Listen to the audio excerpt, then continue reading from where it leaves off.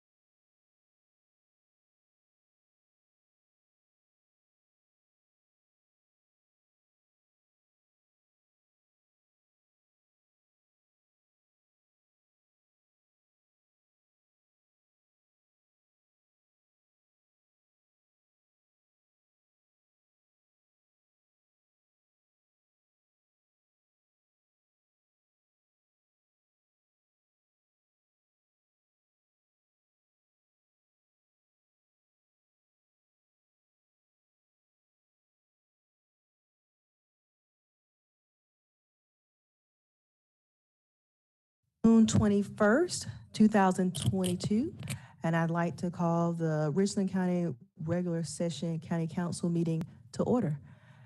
Madam Clerk, would you call the roll, please? Malinowski. Here. Pugh. Here. McBride. Here. Livingston. Teratio. Here. Joe Walker. Here. Barron. Here. Mackey. Here. English. Present. Newton. Here. We have a quorum. Thank you. For the record, I would like to state that our chair is not with us tonight, so I'll be presiding over the meeting this evening. Next on our agenda is the invocation led by the Honorable Bill Malinowski, followed by the Pledge of Allegiance. Thank you, Madam Chair.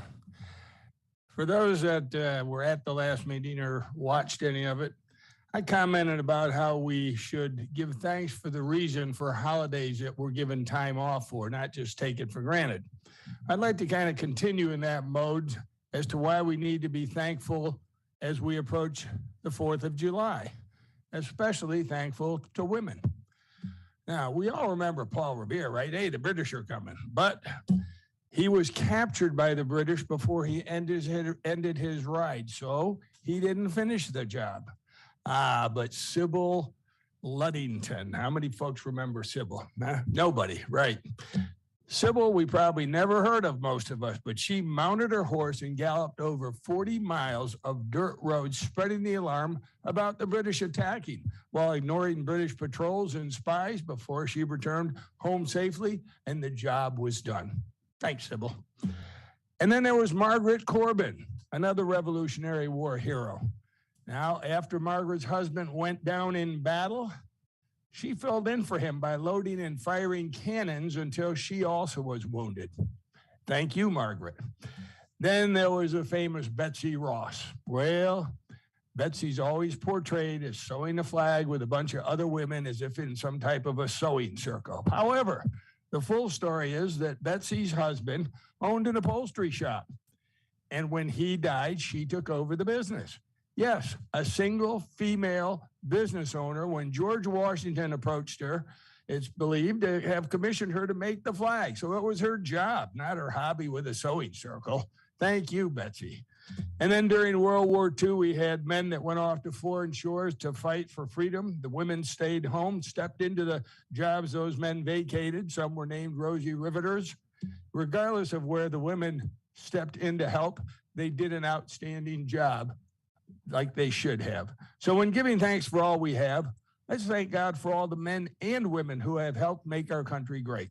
And I also ask that you remember all children in jeopardy especially the unborn. And if you'll join me in the pledge now, please stand. I pledge allegiance to the flag of the United States of America, republic for which it stands, one nation, under God, indivisible, with liberty.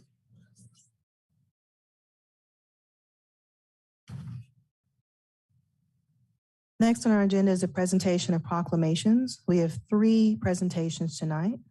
The first is a proclamation recognizing June as National Safety Month. I'll read that. Whereas each year more than 2,600,000 workers suffer from serious job-related injuries or illnesses, and over 4,700 Americans die from work-related incidents. Thousands more are permanently disabled and even more injured or maimed.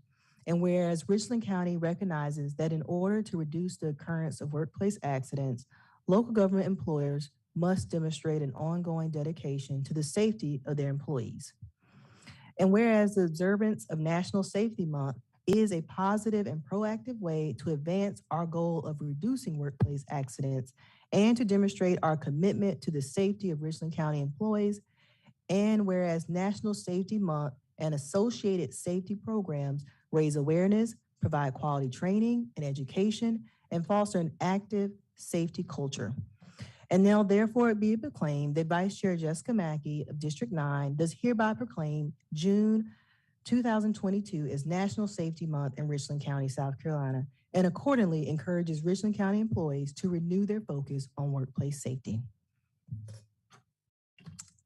And we have someone here, all right?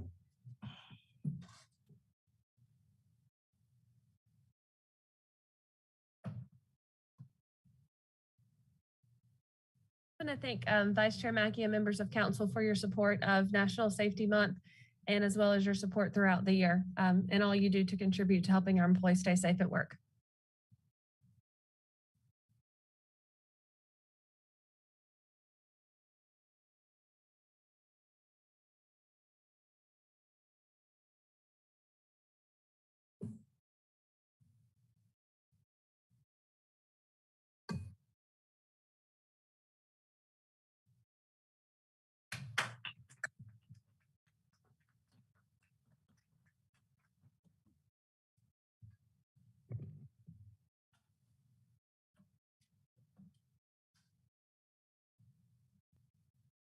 Our next proclamation recognizes County Environmental Education Analyst Shonda Cooper. And I believe ACA Jensen, if you would come forward, please. Madam Chair, may we have Ms. Cooper come down here and join me? Yes, of course. Ms. Cooper, if you would. So every so often in this life, you come across somebody who is so amazing that you want to stand next to them just so on the odd chance, maybe some of their awesomeness will rub off on you by association. And Chanda is one of those people. And so this is a proclamation. Whereas Ms. Chanda Cooper was named the 2022 Environmental Educator of the Year by the Environmental Education Association of South Carolina. Whereas she has served 9 years on the association's board, including 3 years as president, and has also served as chair of the South Carolina Project Learning Tree Steering Committee, and is a member of the executive committee of the South Carolina Forage and Grazing Lands Coalition. Whereas she provides conservation education programs for audiences from pre-K through 12th grade, as well as for colleagues, agricultural producers, and the general public of South Carolina. Whereas during her 12 years as staff to the Richland Soil and Water Conservation District, she has initiated and implemented numerous education programs, including conservation education mini grants for local schools, curriculum workshops for educators, sustainable agricultural workshops for agricultural producers, a soil health equipment rental program, and a community seed sanctuary. Whereas Ms. Cooper's passion for conservation was inspired by her childhood farm life and by her brother, parents, grandparents, and extended family, who all loved working and playing outdoors and instilled in her a deep love and respect for the environment. Whereas she enjoys sharing this love by bringing natural history programs to local classrooms, by supporting teachers, as they develop school gardens and outdoor learning spaces, and by empowering other environmental educators with the tools and resources that they need to succeed. And whereas Ms. Cooper believes every child should have the chance to put their hands in the earth, to wade in a creek, to climb a tree, to eat something that they've grown from seed, and to learn to care for the land that sustains all of us. Now therefore be it proclaimed that Richland County Vice Chair Jessica Mackey recognizes and honors Ms. Chanda Cooper for her contributions to environmental education in Richland County and throughout the state of South Carolina.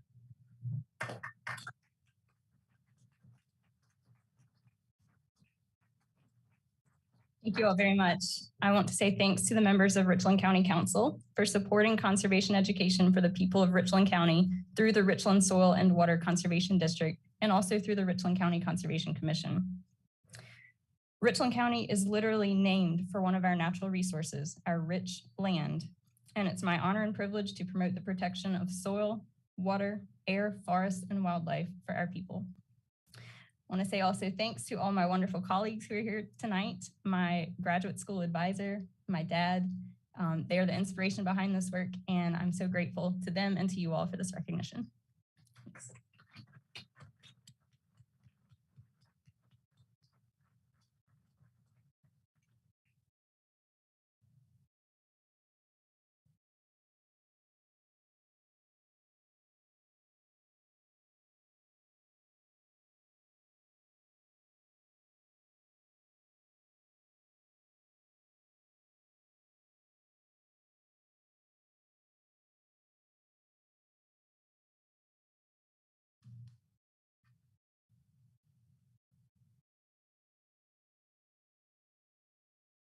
And our final proclamation this evening is a proclamation recognizing June as Pride Month. The Honorable Derek Pugh and Allison Terratio.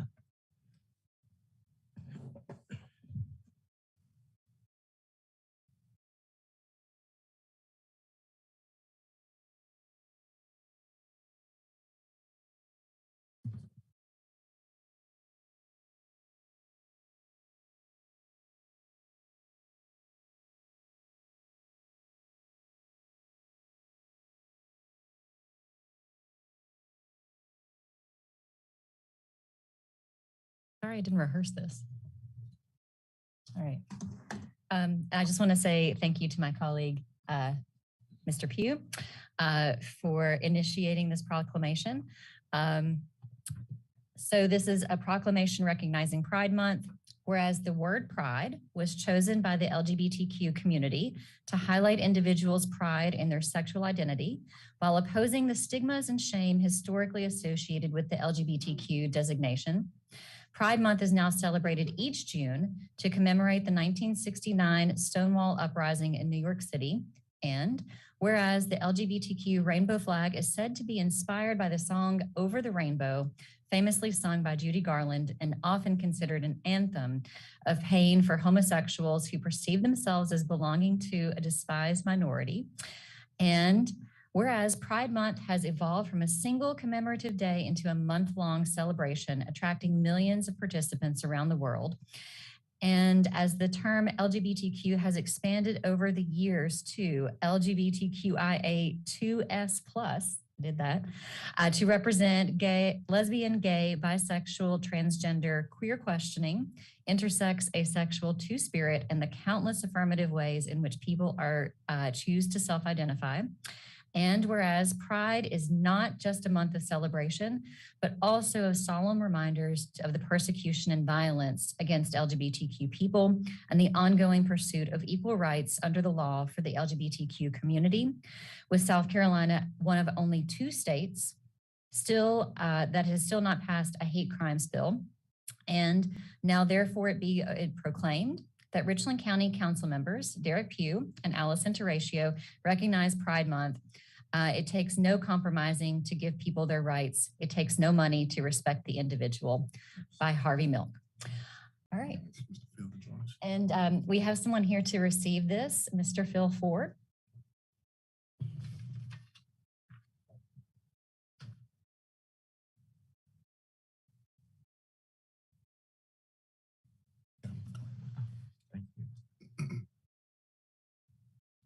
I just have a couple of remarks. Thank you very much, Madam Chair, members of council. My name is Phil Ford. I use he and him pronouns, and I represent SC Equality or SC United for Justice and Equality, which envisions a South Carolina where everyone can thrive, with a focus on the lived and legal equality of LGBTQ+ people. I want to address you all to thank you, especially council members Pugh and Teratio, for this Pride Proclamation. It is incredibly important to continue a push for equality, celebration of diversity, and inclusion. In a society where we are seeing more attacks on individuals from selecting the healthcare best for themselves, or attacking LGBTQ+ children with the weight of the state government, having this proclamation means so much. My personal experience of just pumping gas and being called slurs, or just this weekend, shopping for a phone cord to charge my phone and being harassed multiple times for being too gay. This proclamation moves us closer to a more perfect union, county, and community. We will not hide our pride. And as I've been saying, we will glide with pride, dancing all the way to the new Beyonce song. But we remain unafraid, unapologetic, and undeterred in fighting for the rights of all people. Love and acknowledgement will always outlast hate and ignorance. So to my queer friends watching, we see you, we love you. We're gonna keep fighting for you, and more importantly, Richland County sees you. And thanks again, y'all.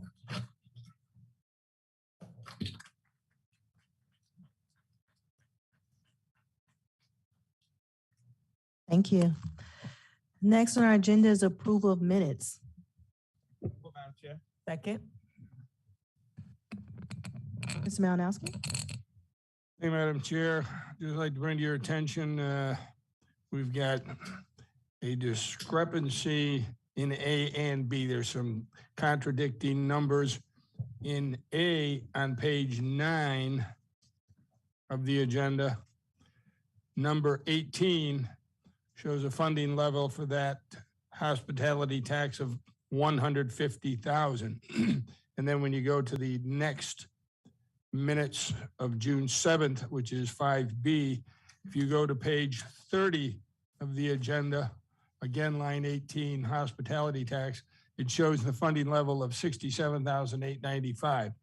I inquired and the second reading was wrong. It should not be $150,000, but should be the same amount that appears on page 30, line 18, $67,895.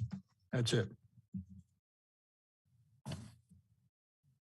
Any other discussion, additions, deletions to the minutes?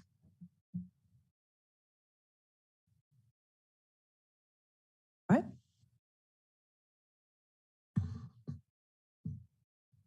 All right, we have a motion and a second, and with Master Malinowski's edits to the agenda, would you call the vote, please? Malinowski. Pugh. Yes. McBride. Livingston. Yes. Teratio. Yes. Joe Walker. Yes. Barron. Yes. Mackey. Yes. English. Yes. Newton. Yes. Motion approved. Thank you. Next item is the adoption of the agenda. Do we have any changes, additions, or deletions? Madam Vice Chair, Yes. I would like to make one addition to number 7C, road user fee update.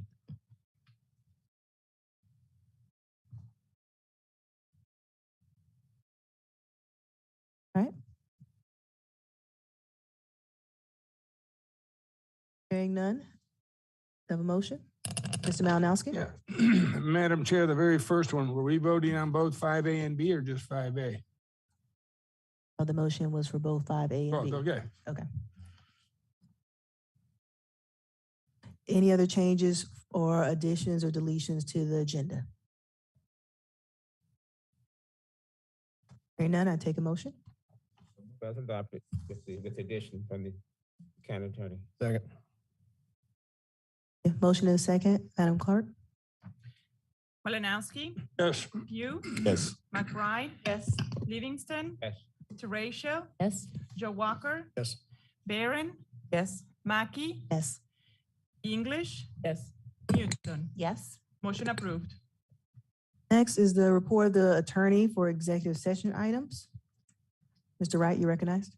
Yes, Madam Vice Chair. We have 3 items for executive session. The first one is 7A, Alvinest Glen Detention Center. 7B, review of boards, commissions, and committees not currently active. And C, road user fee update. Thank you. And do any of these items require outside counsel? They do not, but I do recommend that we take them up first because one of the items you will be dealing with later on the agenda. That is the recommendation of the attorney to take up the items now instead of later in our agenda. What was the rationale again? You will be discussing and taking action on one of the items, this an executive session item, so we need to do it prior to that.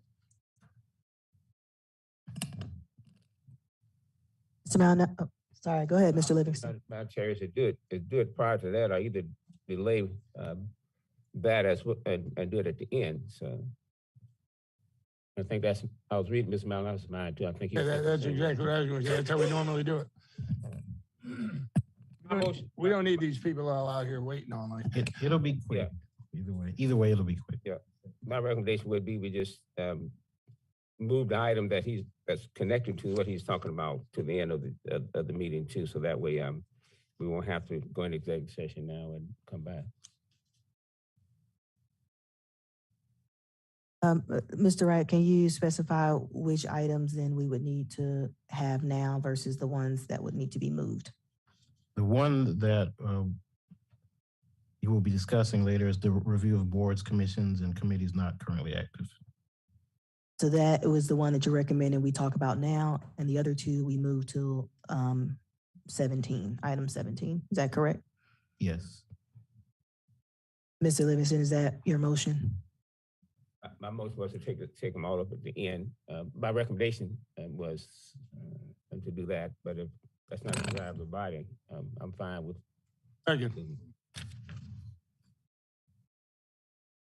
For clarification from the attorney, if we move all items to the end, I'm thinking he's saying that we can't make a vote, so we would need to move another item to the end as well. Right. Item 15 is where it's being taken up. Madam Chair, I'm sorry. I believe there is a little confusion. The item that he's referring is not on the agenda. The item that he's referring on 15A1, that is the Board and Commissions Committee description that we're still waiting for council to give some feedback. Okay. So that's just a description list. It's not the committees that are not listed. Okay, so The item is only showing under executive session. got it.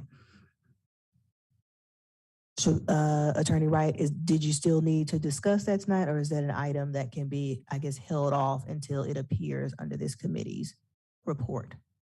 It's my understanding that part of the report is what we dealt with regarding those committees. Ms. Barron, you recognized? Thank you, Madam Vice Chair. While this item is not listed under our report, it is something that we do need to discuss because this body voted on the item that Mr. Wright would like to discuss with us. So we do need to take some action on it. I am fine with us going in executive session at the end and coming out of executive session with the motion if that's appropriate. Ms. McBride. Get some clarification. So the items that the attorney is talking about will have an effect on item number 15, report of the Rules and Appointments Committee? No, ma'am. Will they not? That's what, I think that's what, were you saying that, Mr. Wright? Item 15 is the report of the Rules and Appointment Committee, and under it has board, commission, and committee descriptions. Right, as an item for action. And the item that we are discussing is the boards, commissions, committees, and and what you voted on at the last meeting. And that would have an impact on it? The one that you have for you? Excuse me, I didn't hear you. So are you saying that the one that you're asking to review after for your executive session regarding the review of boards, commissions, and committees, will that have an impact on item 15A1? It made, the descriptions are actually Okay. in the code, so So it's the same thing. Madam Chair, Yes. could we move item,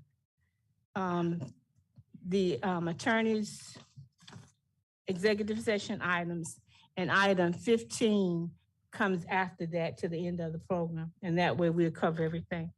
Second. Is that what you were saying, Mr. My Wilson? motion was just simple to move that to executive session too, so that way we Yeah. have all in executive session at the same time at the end. Everything would be at the end, right?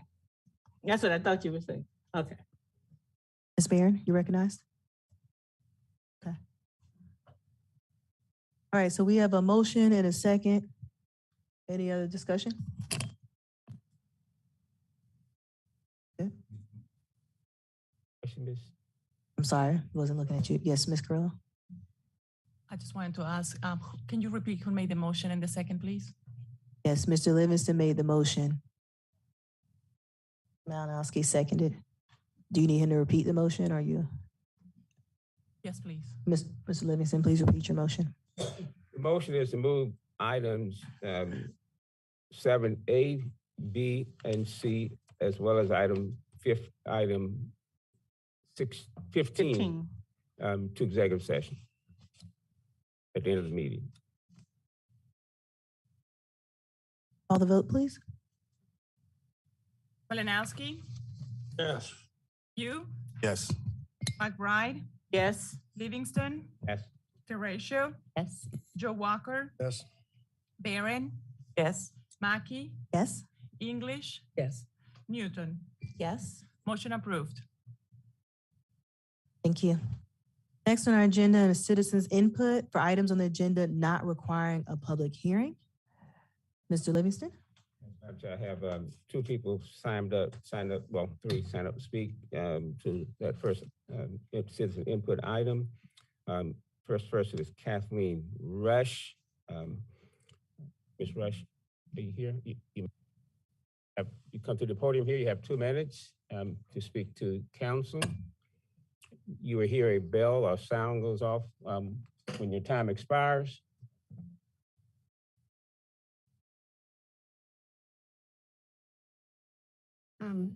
Madam Chair and County Council, this is the first time I've ever been at a meeting like this, so I'm a little nervous, but I have tried to resolve the issues with the solid waste in my neighborhood for quite a long time, over 2 years, going on 3 years.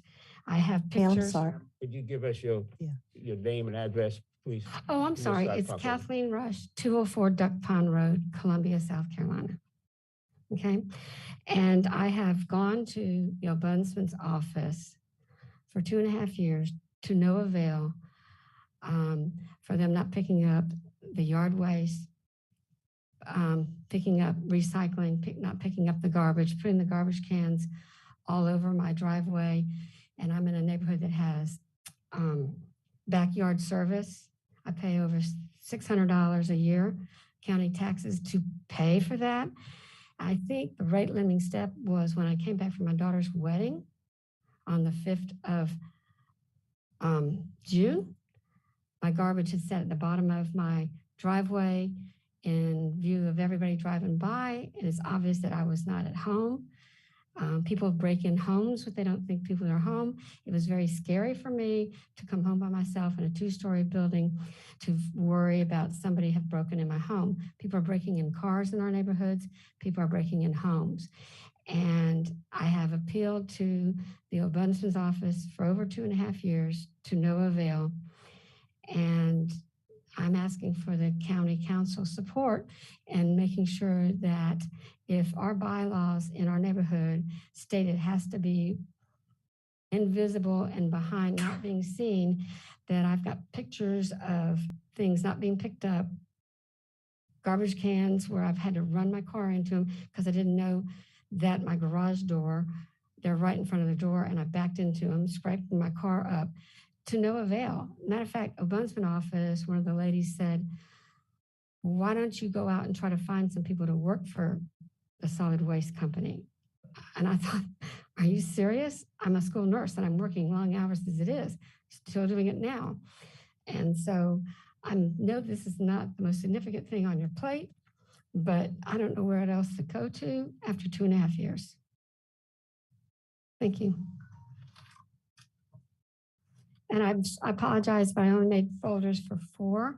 But this nice lady said she'd make copies for everybody else because I've never been in front of the county council before. Okay, thank you.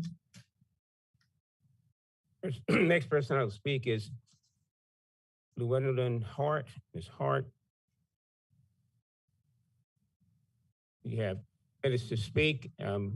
You'll hear the sound of a bell go off when your time expires. Make sure you give us your name and address as you get started and speak to council members and not call names of council members. Go ahead. Greetings, councilmen and councilwomen. My name is Llewellyn Hart. I'm very soft-spoken, so let me know if you can hear me or not. May 2014, I was asked by the former administrator to create a nonprofit. Your address, please. 443 Bethel Church Road, Forest Acres, South Carolina. My name is Llewellyn Hart. You're welcome.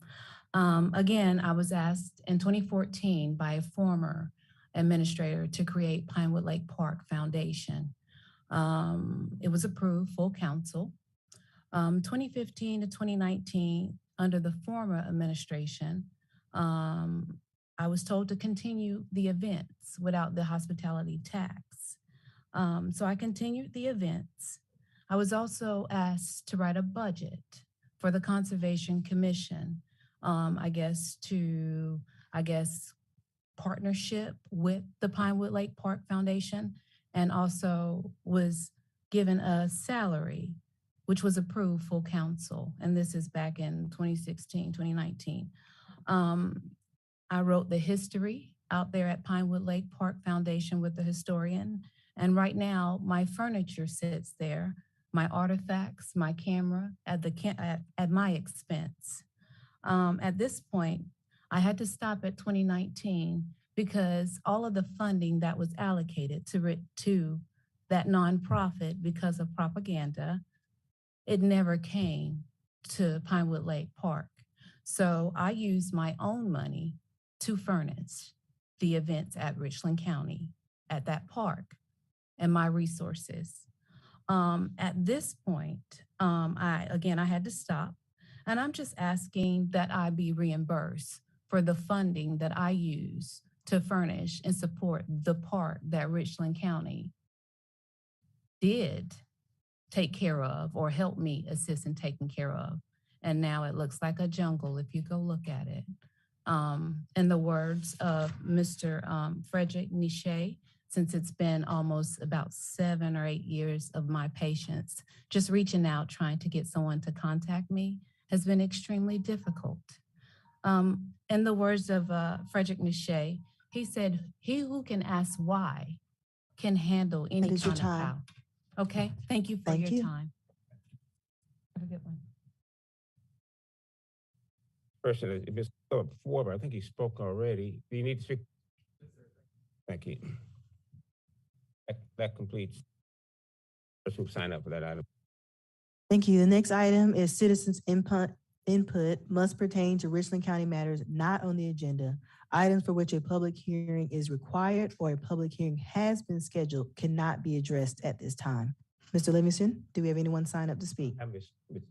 Kathleen Rush also signed up for this one too. Ms. Rush, did she leave?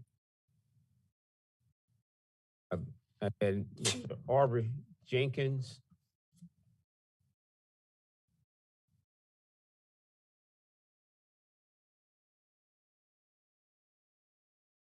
Jenkins, give us your name and address, and you have 2 minutes. I'm always sit back down. Aubrey Jenkins, 1900 McFadden Street, right around the corner. So I'll make this quick. I don't have a complaint.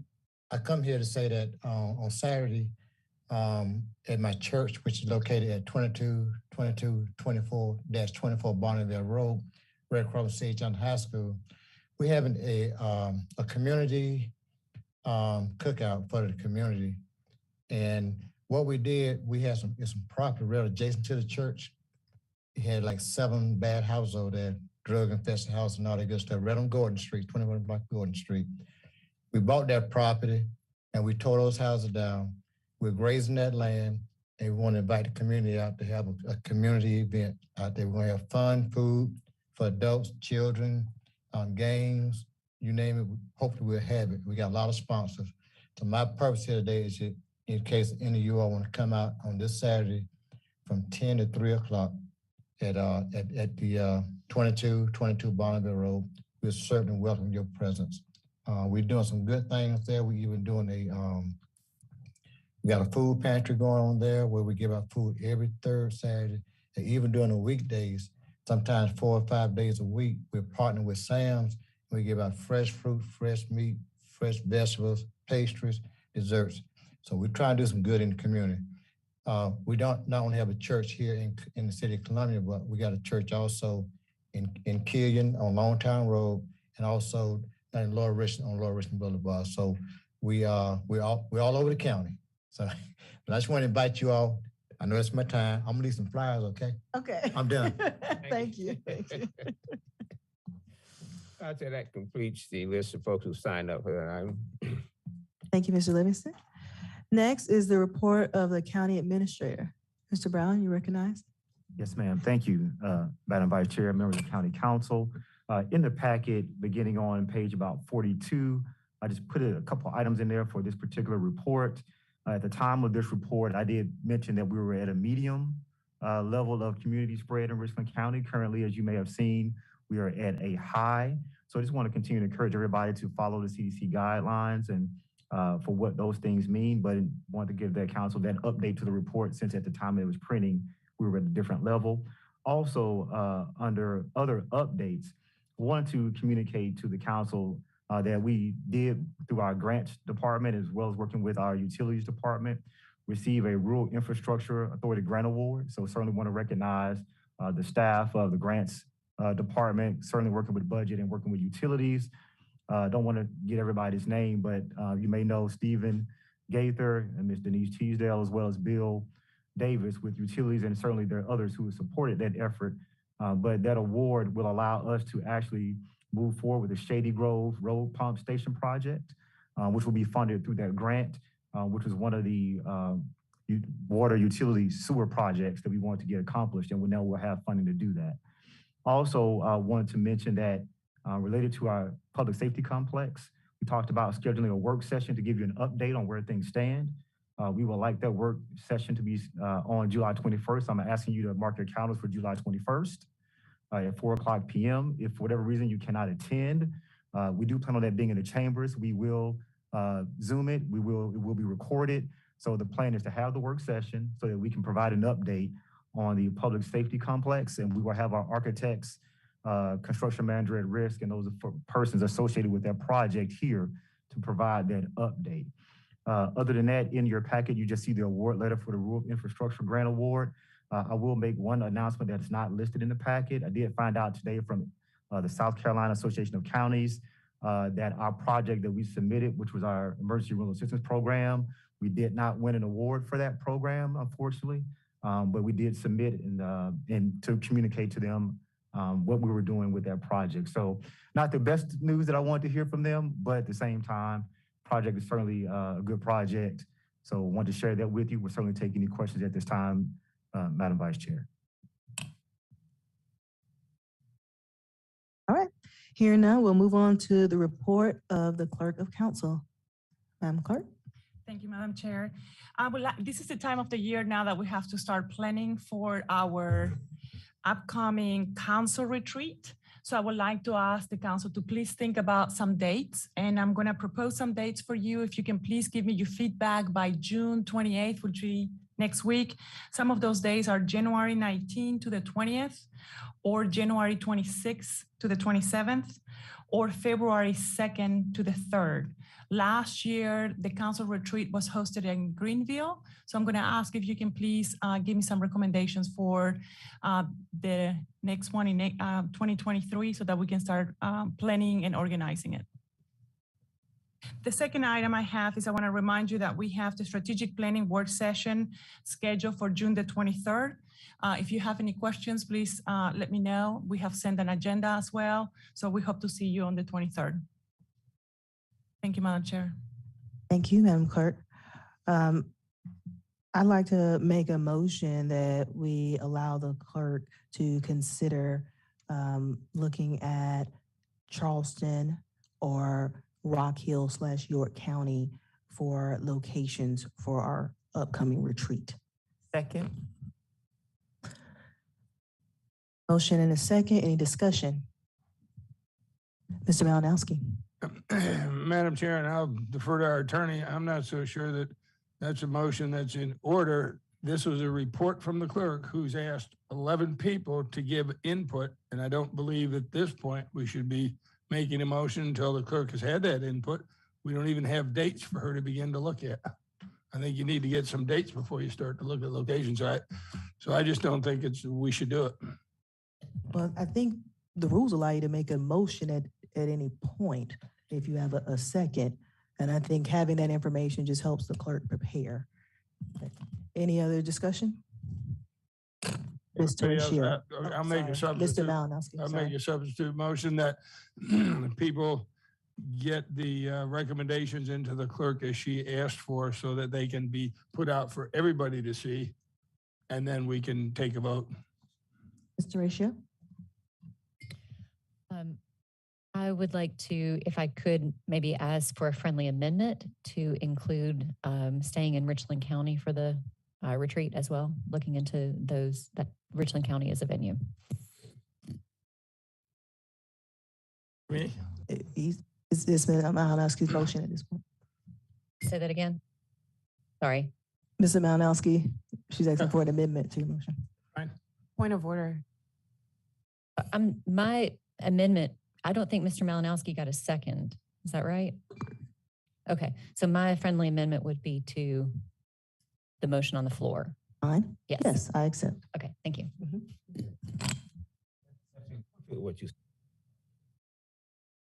say Columbia too?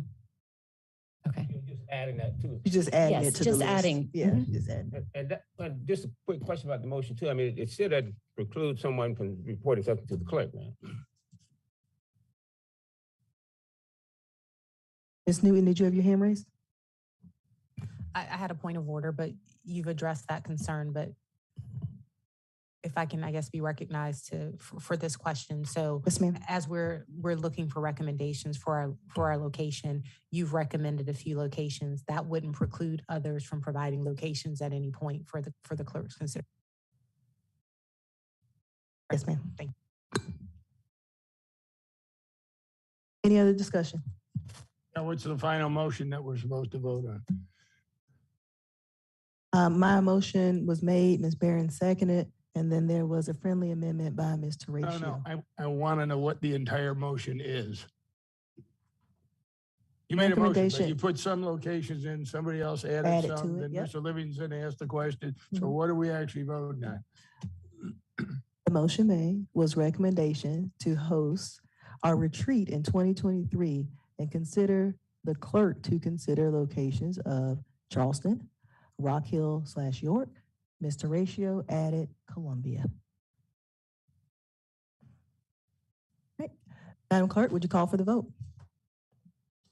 Malinowski, I'm going to abstain because the odds are I won't be here for that retreat. you, Excuse me, Madam Yes. Chair. Yes, sir. You're recognized. I think, Mr. Malinowski, technically by the ordinance, you aren't allowed to abstain. You're not allowed to abstain per our rules. No.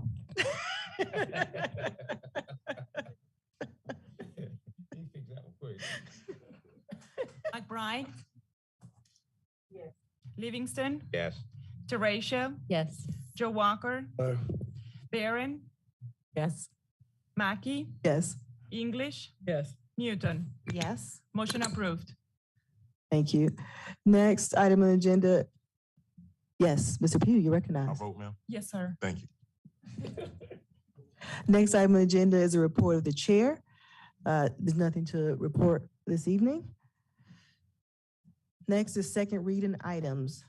13A, an ordinance amending ordinance number 05-53.5-21, amending the Richland County Code of Ordinances so as to adopt the Richland County Land Development Code rewrite and to replace Chapter 26 Land Development, amending the effective date of its provision and clarification of interim procedures. Mr. Malinowski, recognized. Thank you, Madam Chair. I had several emails back and forth with Assistant County Administrator Eric Jensen today, and maybe even previously.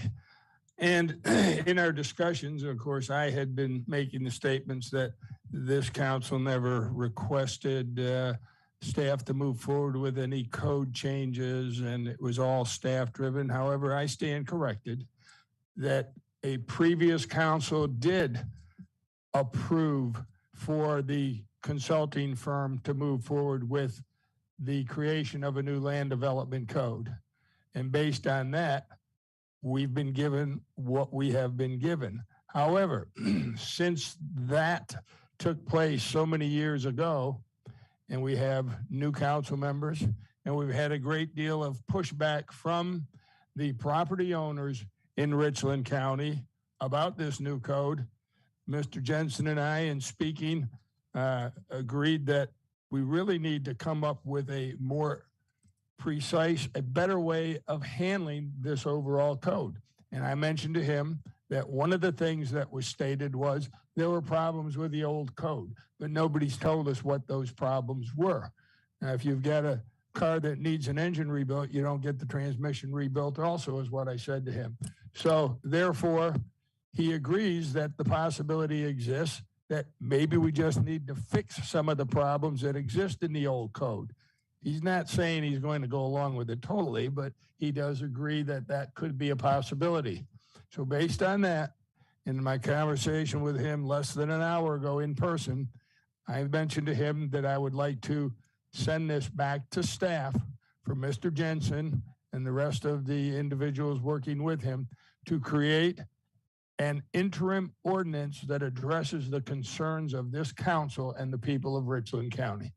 So it will not be a second reading either, we said. It will be a sending back to Jensen and staff for working on. So my motion at this point is to send this back to ACA Jensen and his staff to work on this with council so that we can try and get some better resolution to it.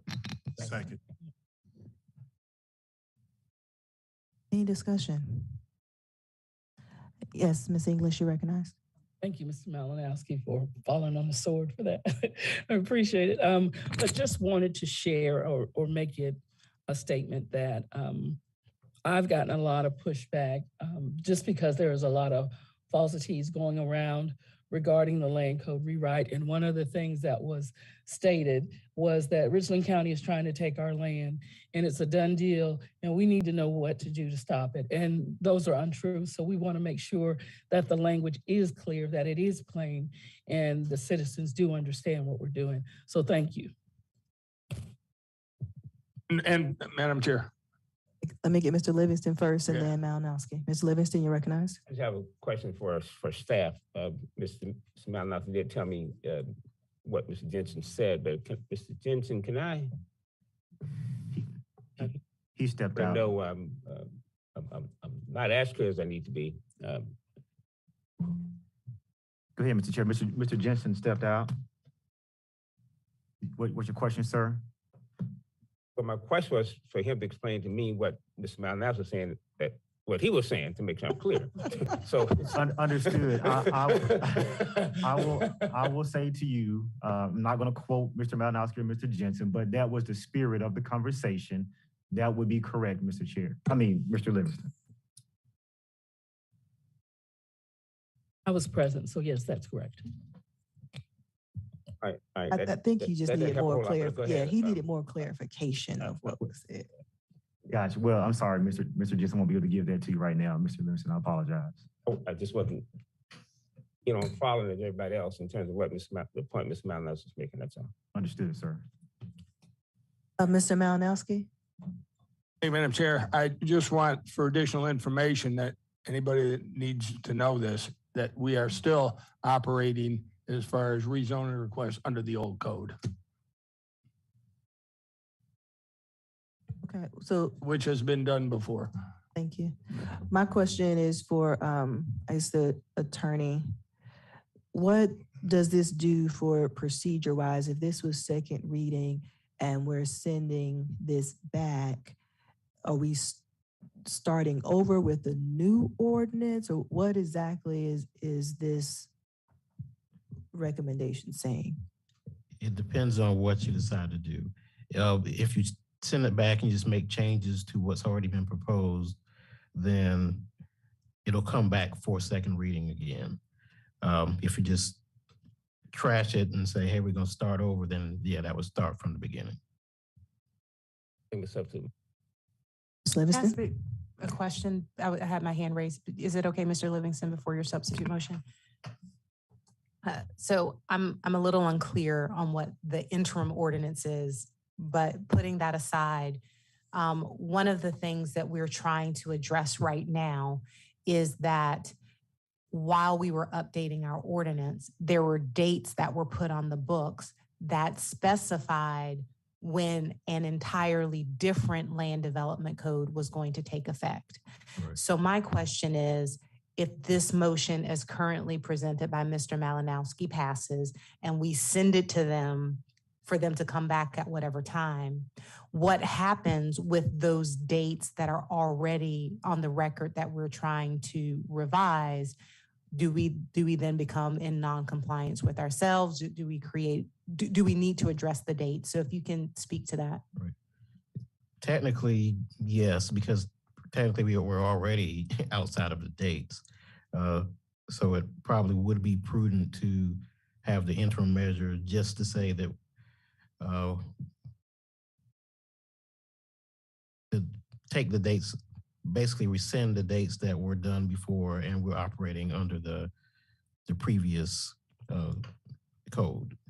Because the dates are technically the dates that were in the code, in the ordinance that was approved in November. They're still in there because this hasn't gone through 3 readings to change it. Right, because I was under the impression that the large part of what we were trying to do was not to push the new code through, but rather to just rescind the dates so we didn't have to. So thank you. Mr. Livingston? just for clarification. See, that's my concern too, because I thought what we were doing with 13A, we was trying to undo something that we did before. Right. And that's what's important to me, that we go ahead and undo it. Right. Because right now what stands is what was voted on November 16th, 2021, which has specific dates. So that's still what the ordinance says today. So until you change it, that's what it 13A says. was just to get rid of that. Yes, to undo that. That's why I don't know why we need not go ahead and get rid of it. Madam Chair, may I be recognized? Yes, you recognize. Not to confuse anything, but as we were doing that, when the item came up before you before, and then it got deferred because there were questions, and after those questions were addressed, I believe you're correct that there are basically 2 ways that people are looking at this. One is we're trying to address it as a whole, and then there is what you have in front of you, which was trying to address the item that you were trying to change the dates on, so that you would not have to comply with what you had voted on in November. And so what Mr. Malinowski's motion, if I understand it correctly, is attempting to do is, in effect, deal with all of it, but you still have to address what you have before you now. That's what the attorney is saying. So you still have to address the dates no matter what. How you go about doing that will depend on what you decide right now. So Mr. Malinowski's decision did not talk about the dates. He mentioned the interim ordinance. He certainly would have to provide more details about that, but you still have to address the dates because that still requires, if I'm not mistaken, 3 readings and a public hearing. That's so correct. This motion that you will be dealing with tonight you could address the dates, and then anything else you wanted to do, you could do separately. Am I correct, Attorney Wright? That's correct. Hopefully that provided a little bit more clarity for you. I apologize if it did not. Well, I'm clear now. Mr. Malinowski.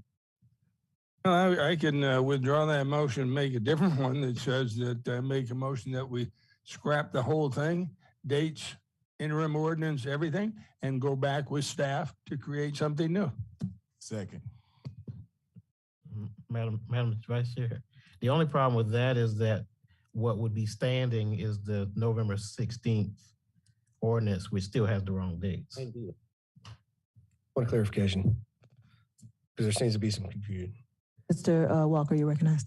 13A needs to be done regardless of the direction we take the land development code rewrite, correct? Right.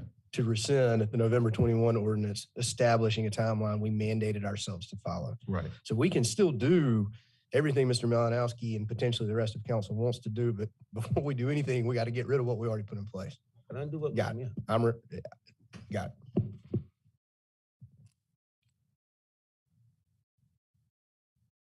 So we currently have a motion and a second on the floor. Any discussion? I'm about to make it.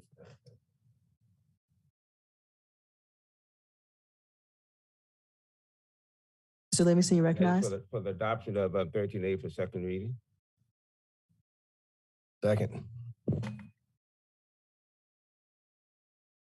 Malinowski, you recognize?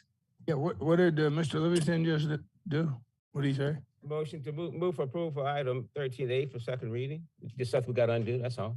That doesn't affect what you want to do, if you want to do it. Well, it does, because then we only have a third reading left, and ACA Jensen indicated that that would be fine to, let's go back, create something new, and then bring it back so we have a second and a third reading. And that was the reason for my motion, was because of my discussions with Mr. Jensen. Ms. Barron, you recognized. So essentially, what's happening is that we're just voting on the date, not anything else, just the date. And that date that we had in there said that we had to have all these items completed by a particular date. Now, by removing the date, we are saying that, hey, we can do it until Jesus comes. We have as much time as we need to get it right. Correct? Correct. And so, thank you. And so with that, if there are some things that concern us that we need to address, either with Mr. Jensen or whomever, we still have that as an option, because that is a separate document that we are looking to. That's the document that we're talking about. That is the actual land development code rewrite document. So we're talking about an ordinance versus a document, correct? Correct. Thank you. Any further discussion?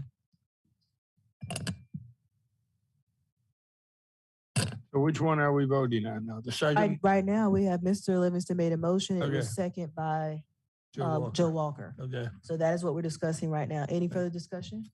Madam Clerk, call for the vote, please. Malinowski, No. Pugh, No. McBride, Livingston, Yes. Teratio, Yes. Joe Walker, Yes. Barron, Yes. Mackey, Yes. English, no, Newton. Yes. Motion approved. Thank you. Next item on the agenda is 14B, authorizing the execution and delivery of a fee in lieu of ad valorem taxes and incentive agreement by and between Richland County, South Carolina and Project Greens to provide for payment of a fee in lieu of taxes, authorizing certain infrastructure credits, authorizing the administration of grants, approving the transfer of certain real property, and other related matters. Oh, Madam Chair. Second. Any discussion? Madam Clerk? Malinowski, Pugh, Yes. McBride, Yes. Livingston, Yes. Ratio, Yes. Walker, Yes. Barron, Yes. Mackey, Yes. English, Yes. Newton. Yes. Motion approved. Thank you. Next will be, I have a point of order. yes, Ms. Newton. I have a really of a point of inquiry, a question. So I understand that we passed item 13 so that we could remove the dates from the land development code. Understanding that, while we were on the topic of that, would it not have been appropriate if Mr. Malinowski had wanted to make a different motion at that time for him to do so? I know we moved straight to economic development. I don't want to belabor it. I just wanted to be clear. Question for the attorney or? Okay. So sorry, so while we were discussing the land development code, we passed the item that is before us. Right. But would it have been appropriate, were there other motions to be made on the topic of the land development code for those to have been made at that time? It could have, the thing about this is the purpose of this is to correct the dates. So Gotcha. it can be changed at any point, to be honest. Okay. Council can choose, even after the third reading, council can say, hey, we changed our minds and do something different and do 3 more readings to change it again. But what this does is fix the dates, because certain dates said May, certain things had to be done, and we're past that at this point. Right, So we need and to I fix all that. apologize that my question wasn't clear. I'm clear on what we did with that motion. I was just asking about the appropriateness of related motions presently, but I feel like you answered that question too, so thank you. Okay. Madam Vice Chair, if I may be recognized. Recognize Ms. Barron. I just want to change my vote from, for item 13A to no, please.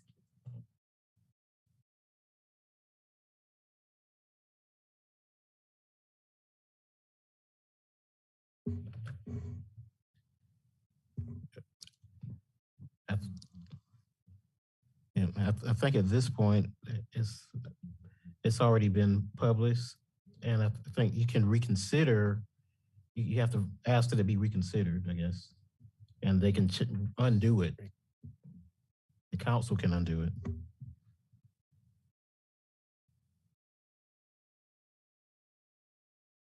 Well, I'd like to Point of order. reconsider it then. I didn't realize it was as such, so I would like to make a motion to reconsider my vote or the vote. A motion to reconsider for 13A from Ms. Barron, and I heard a second from Malinowski. Any discussion?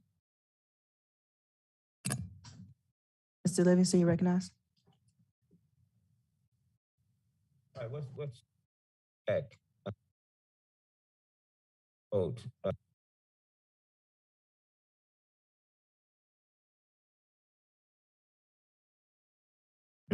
If the vote passed and say, no, let's not reconsider this. If we don't reconsider, then it stands as you have already voted. If it is reconsidered, then it goes back to the regular, the wrong dates, basically, in the ordinance. Point of order. Mr. Walker, you recognize? Was Ms. Barron's vote the deciding vote? It's not gonna matter. How to make the motion to reconsider, you got to be on the prevailing side. So I think the question. I was. She voted yes, so she was. She was on the prevailing side, but in the vote tally, is her vote the deciding vote on the matter? So Ms. Barron, you're recognized. Yes, I'm gonna withdraw my motion, and because I just feel like, as I sit here, this was so confusing for us. And as it is confusing for us, I know that it's going to be confusing for the general public. And so I don't want to belabor the time with getting bogged down in semantics and politics of voting. I will just take it up with my constituents face to face, do what I need to do to let them know and explain this process to them. So thank you so much. All right. So moving on to item 14, report of Economic Development Committee. Mr. Livingston, you recognized. Chair, item 14A, committing to negotiate a fee in lieu of ad valorem taxes agreement between Richland County and Project Peacemaker, identifying the project and other matters related thereof. The committee's recommendation was for approval. And again, this is just simple negotiation. This matter will come back from council. Thank you. That is a recommendation coming for committee and does not require a second. Madam Clerk, would you call the vote? Madam Chair. I'm sorry, Mr. Walker. Taking up an EDC tonight, Mr. Chair. Mr. Livingston. No.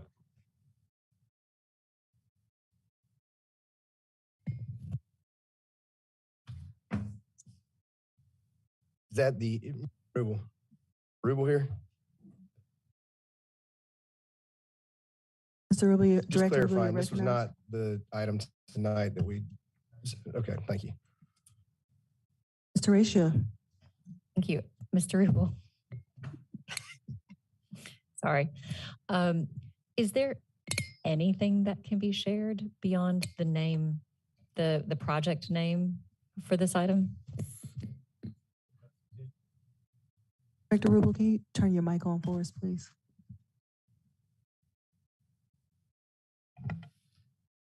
Yes, ma'am. This is an existing company. I think they've been there since the 30s. They're located on Mauney Drive, which is located between Shop Road and Bluff Road. They manufacture steel components, so steel structures, joists, that sort of thing. And I apologize, I didn't bring my notes on this one, but I think the investment's along the lines of about $10 million, and they're planning on creating new jobs. I want to say 30 or 40 new jobs. They pay about $25 an hour. And what we're proposing to offer is just a straight fee in lieu of taxes. So for lack of a better term, a vanilla fee. Thank you. Any other questions? Mr. Malinowski. Hey, Madam Chair, Director Rubel, this is the one for Project Peacemaker. Yes, sir. Yeah, it says they're going to invest about $3 million.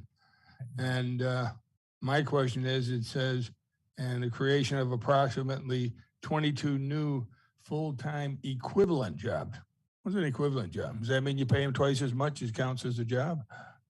No, sir, it's just a full-time job. Oh, okay. Well, I say that equivalent could mean that they contracted out. So they might have, a lot of these firms are using third-party groups to own their employees, so to speak. And I apologize, I couldn't remember the numbers, so thank you. Any further discussion? Madam Clerk, please call for the vote. Malinowski. Yes. Pugh. Yes. McBride. Livingston. Yes. Horatio. Yes. Walker. Yes. Barron. Yes. Mackey. Yes. English. Yes. Newton. Motion approved. And a related item for that is item 14B, authorize the execution and delivery of a fee in lieu of ad valorem taxes agreement by and between Richland County, South Carolina, and Project Peacemaker to provide for payment of fee in lieu of taxes, other related matters for first reading. The committee's recommendation was for approval. Questions? Mr. Malinowski. Yeah, Mr. Rubel, I guess maybe the staff took the day off, but usually this is filled out when we get it and it's blank now. Could we have that by second reading? All the info? Yes, sir. Thank you.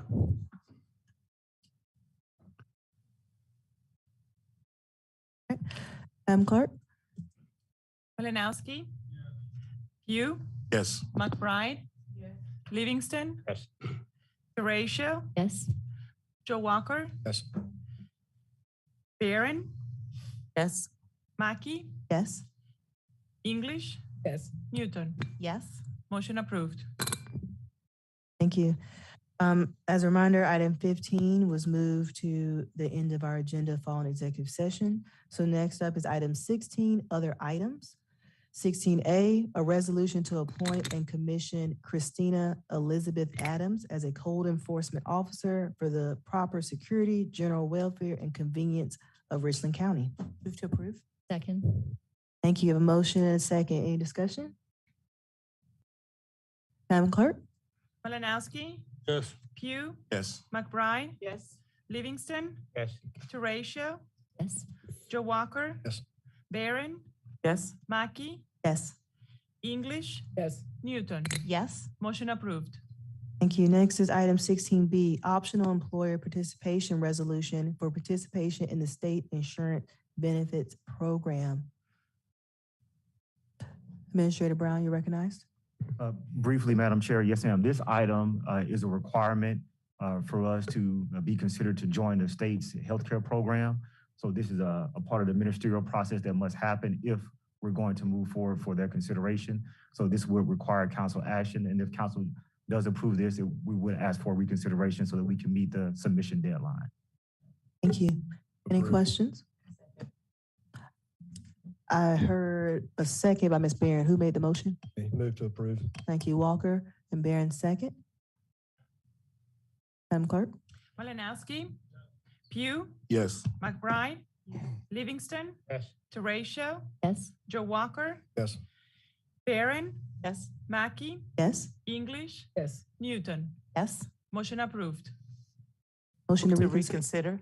Second. Thank you. Madam Clerk? Malinowski, Madam Chair, Yes. I make a substitute motion that we reconsider 16A and B. Motion and second to reconsider item 16A and B. Madam Clerk, would you call the roll, please? Malinowski, No. Pugh, No. McBride, No. Livingston, No. Teratio, Joe Walker, No. Barron, No. Mackey, No. English, No. Newton. Motion fails. Thank you. Next item is executive session.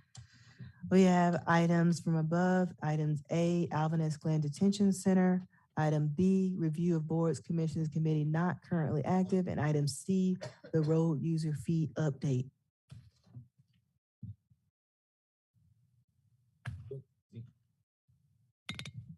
A motion Second. and a second. Mr. Ratio. Thank you. It's fairly obvious to me why some of these items are executive session items. I am unclear as to why we are going into executive session regarding the rules and appointments committees. Because there are potential legal consequences of what's recommended. Okay, thank you. All right, we have a motion and a second to go in executive session for items 17A, excuse me, for items 7A, B, and C. Madam Clerk? Malinowski, Wait, aren't we going also in for 15A? No, sir. Huh? That's the board committee. For 15A? I thought that was after executive session. That was included in executive session?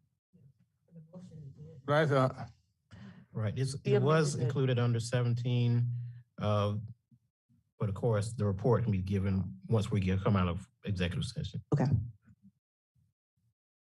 That we answer are your going to be question? discussing that while in there. Yes, So it's 7A, B, C, and 15. yes. Okay, thank you. All right, we have a motion and a second. Madam Clerk, you call the vote, please. Malinowski, Pugh, Yes. McBride, Livingston, Yes. Teratio, Yes. Joe Walker, No. Barron, Yes. Mackey, Yes. English, Yes. Newton. Yes. Motion approved. Thank you.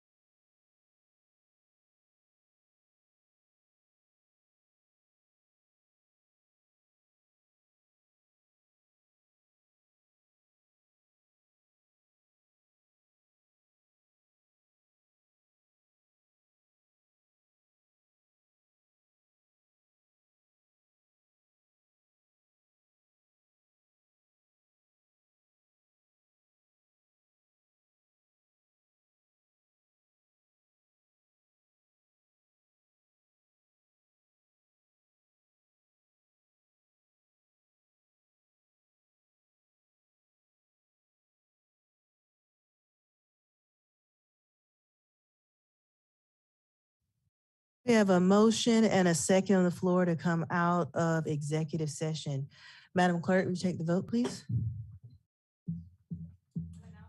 Yes. Pugh, Yes. McBride, Yes. Livingston, Teratio, Yes. Joe Walker, Yes. Barron, Yes. Mackey, Yes.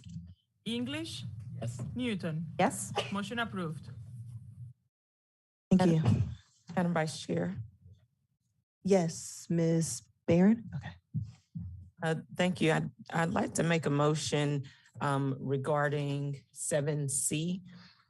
And the motion would be that regarding 7C as relates to section 2-332, boards, commissions, and committees, they're created in section O, which is Disabilities and Special Needs Board, in Local Emergency Planning Committee, and our Bond Review Committee remain as written in the code and not changed. Point of clarification, I want to make sure the order was right. You said 7 7B. is B as in boy. 7B. And that's 7B as in boy. Thank Yes. you. I thought it was 7C. I apologize. All right, we had a motion. Did I hear a second? Second. Any discussion? Madam Clerk? Malinowski, Yes. Pugh, Yes. McBride, Yes. Livingston, Teratio, Yes. Joe Walker, Yes. Barron, Yes. Mackey, Yes. English, Yes. Newton. Yes. Motion approved. Thank you. All right, so going back now to the report of the Rules and Appointments Committee. Yes, ma'am.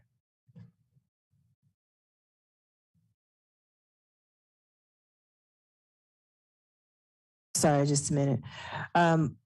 Thank you, Ms. McBride, for pointing out. Just for clarification for the record, we went into executive session to discuss several items.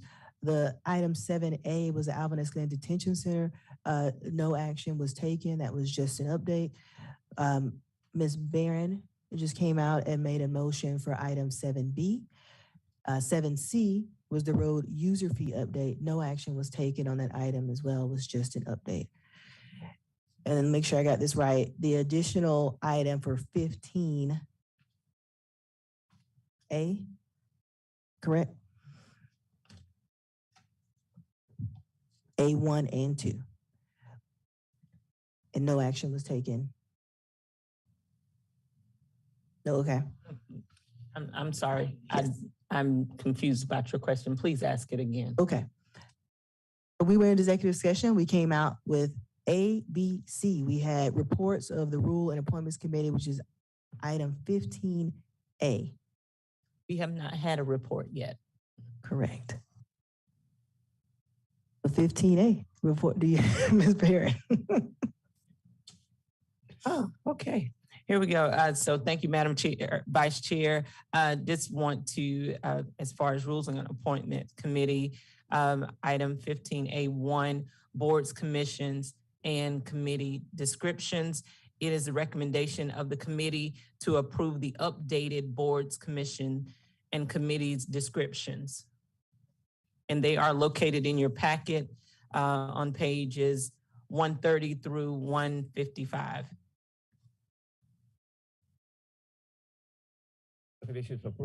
Yes, sir.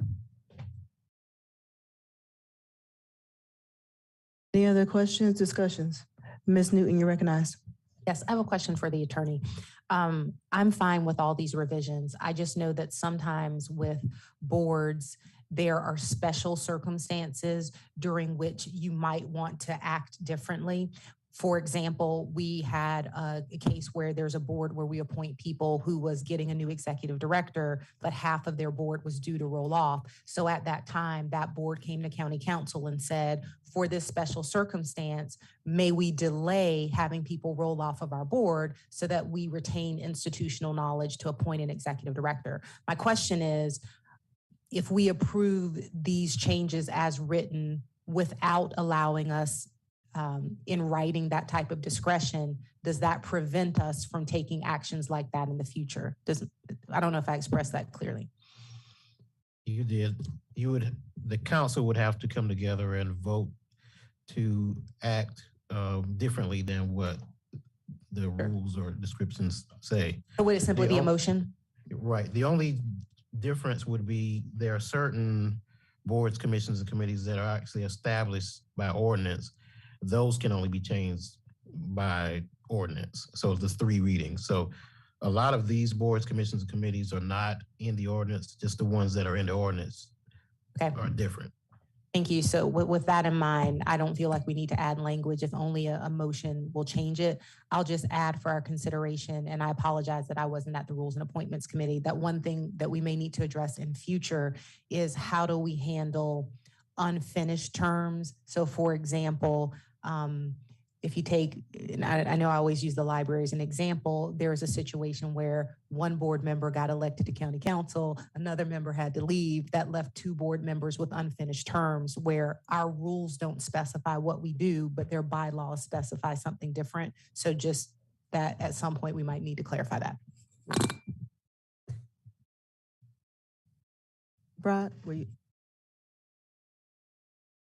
I don't know whether this is a legal issue or not, but I'm going to make the recommendation, a motion that that although it's not a requirement, I think it's beneficial, and I'm using this from another committee, to represent various districts on the county on the various boards that we have to ensure that there's some equity and geographical diversity on these boards.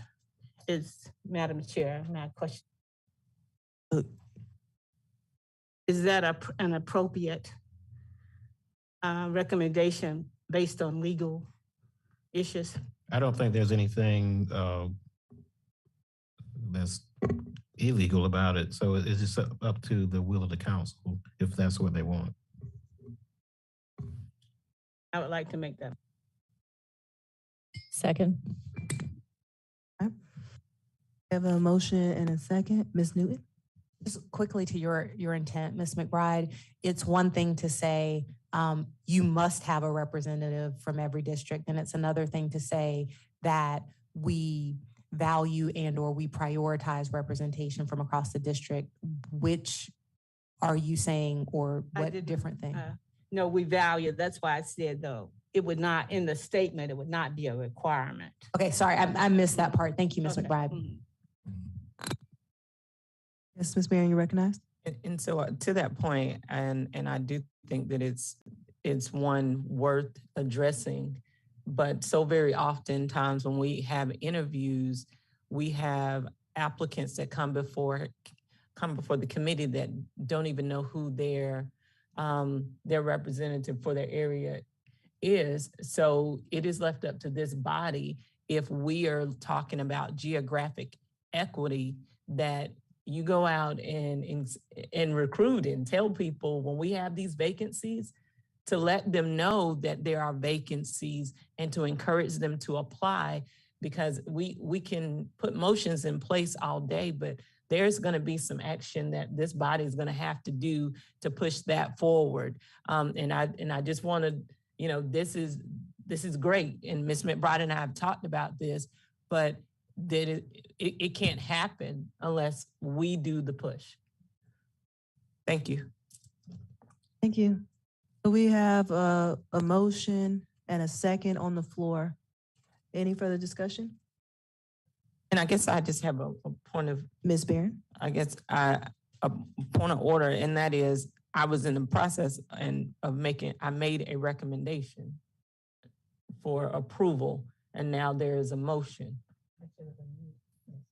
So would you like to amend? I would like to amend. Recommendation. Okay, so could you then restate what it is your intent? Because I don't, the two are kind of lost in the sauce. All right, so Ms. McBride has withdrew her current motion, and so now the recommendation of the committee is currently on the floor. Any further discussion regarding the recommendation coming from Rules and Appointment Committee? Hearing none, Madam Clerk, would you call for the vote? Malinowski. Pugh. McBride. Yes. Livingston. Yes. Teratio. Yes. Joe Walker. Yes. Barron. Yes. Mackey. Yes. English. Newton. Yes. Motion approved. Ms. Barron? And so we have item 5A2. The committee has spent some time really looking at how we address the attendance of the individuals that we are appointing to our boards, commissions, and committees. And with that, we have asked these bodies to report back to us attendance. And what we found is that if there was really no reporting mechanism in place.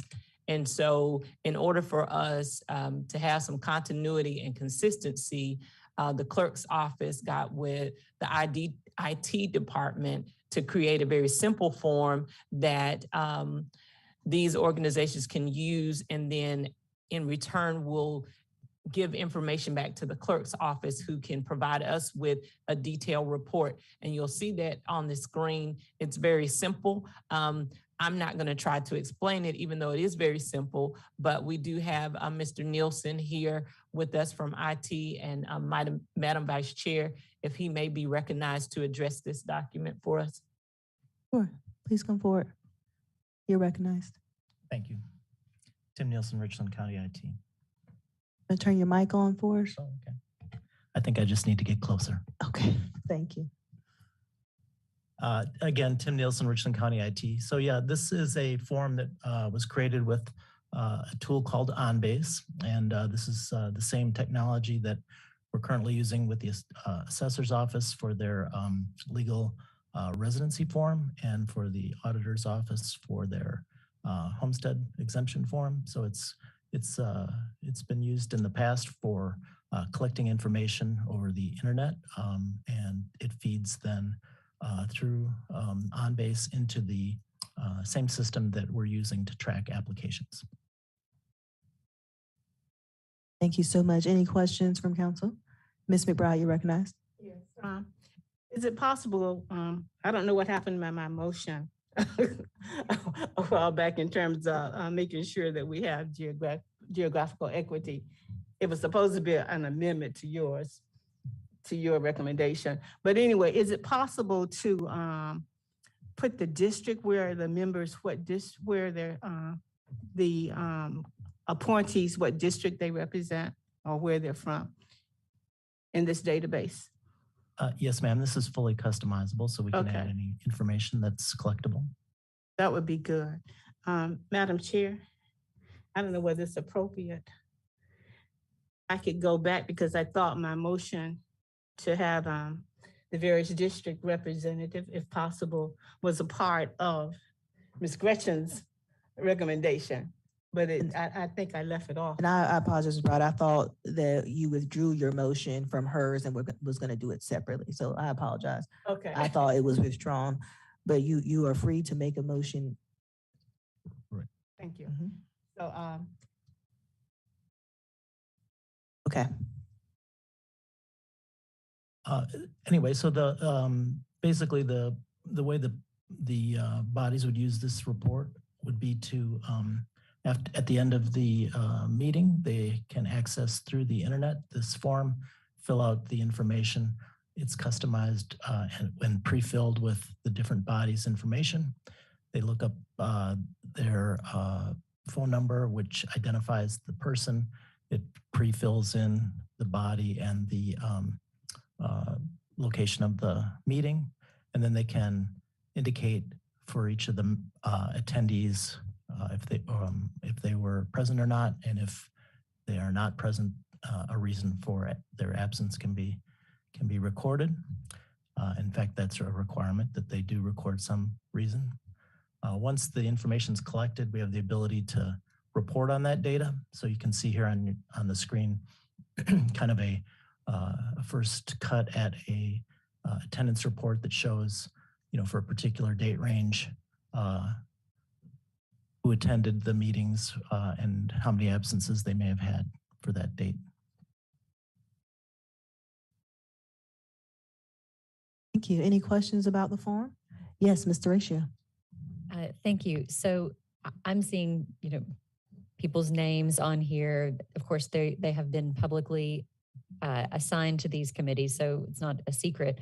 I am a little concerned if we're publishing people's phone numbers and email addresses regularly.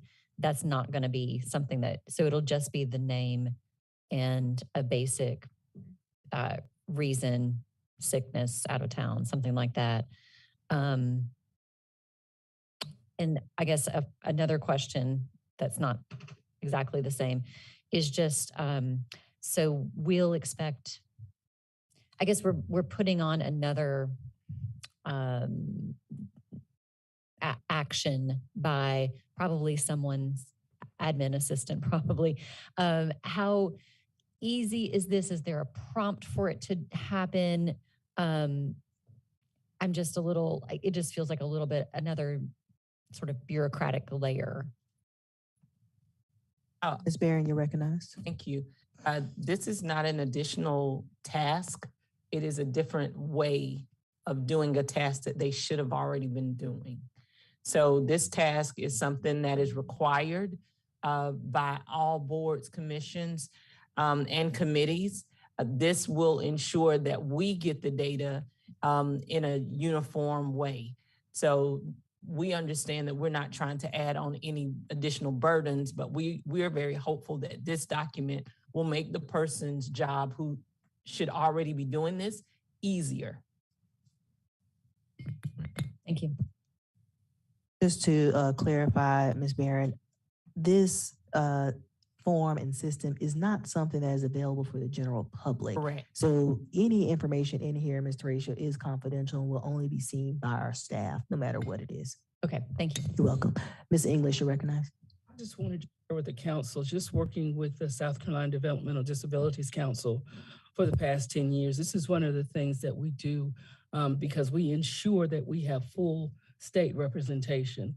So we do get representation from all over the state of South Carolina, just to make sure everybody's equally represented. So this is a good thing. So thank you, Ms. McBride, for pushing this forward.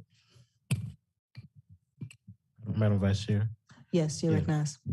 And just like Councilwoman Barron just said, that this is actually already required by the code that they take attendance. It's just been an issue actually getting the attendance. So this is a way for them to do it and do it online. Thank you. No other questions. Thank you, Mr. Nielsen. Thank you. And so, Madam Vice Chair, it's the recommendation of the Rules and Appointment Committee to recommend to council to approve this proposed online board, commission, and committee attendance gathering software, including the recommendation from Ms. McBride to add the districts in. So that is the recommendation of the committee at this time. Second. The report come out of committee, so does it need a second? Nope. Good. All right. Madam Clerk, can you call the vote, please? Malinowski? Yes. Pugh? Yes. McBride? Yes. Livingston? Yes. Teratio? Yes. Joe Walker? Barron? Yes. Mackey? Yes. English? Yes. Newton? Yes. Motion approved. Madam Chair. Ms. Newton, you recognized? Yes. May I have a quick moment of personal privilege? Very quick. Yes. I just want to commend the Rules and Appointments Committee on the fabulous work that you've been doing. As a person who served on that committee for 2 years, I know that there's a lot of work that when you're busy appointing people, you don't always get to do some of that background work that ultimately makes us able to have more qualified applicants and do a better job working with the organizations that serve with us. And so, but there's a whole lot of work that has gone on, not just for this item, but other items that have come before us. And so I just wanted to say thank you. Very nice. All right, thank you. Ms. McBride? Yeah, I'm personally privileged also. I just want to also recognize the Rules Committee for doing an outstanding job, and I encourage you all to be a part of it. And I know you told me you didn't know what you were getting into, but you're doing a great job. But I also would like to thank the clerk of council's office staff, because they have really worked hard with them. So I want to say thank you to them too for doing it. Well, thank you, Ms. McBride. So, Madam Vice Chair, that does conclude my report, but I don't want us to forget about Ms. McBride's motion. Okay, and I actually think that your last recommendation covered mine, because that way we would look at the various districts that are involved and you could see whether there's geographical equity or not in it, as well as all diversity, since as a council, we say we value diversity. So maybe we could start moving forward in those areas. Thank you. Thank you. All right, moving forward to item 18 on our agenda, motion period. 18A, to rename the Discretionary Grants Committee to the Community Impact Grant Committee and add additional council members to the committee. This comes from council's recent budget motion to allocate an additional $300,000 to the committee and develop a process that creates accountability and transparency. I recommend that this motion be sent to the Rules and Appointments Committee. Move to adjourn. Second. I have a motion and a second to adjourn. Madam Clerk, you call the vote. Hugh, Yes. McBride, Livingston, Yes. Teratio, Yes. Joe Walker, Yes. Barron, Yes. Mackey, Yes. English, Yes. Newton. Yes. Motion approved.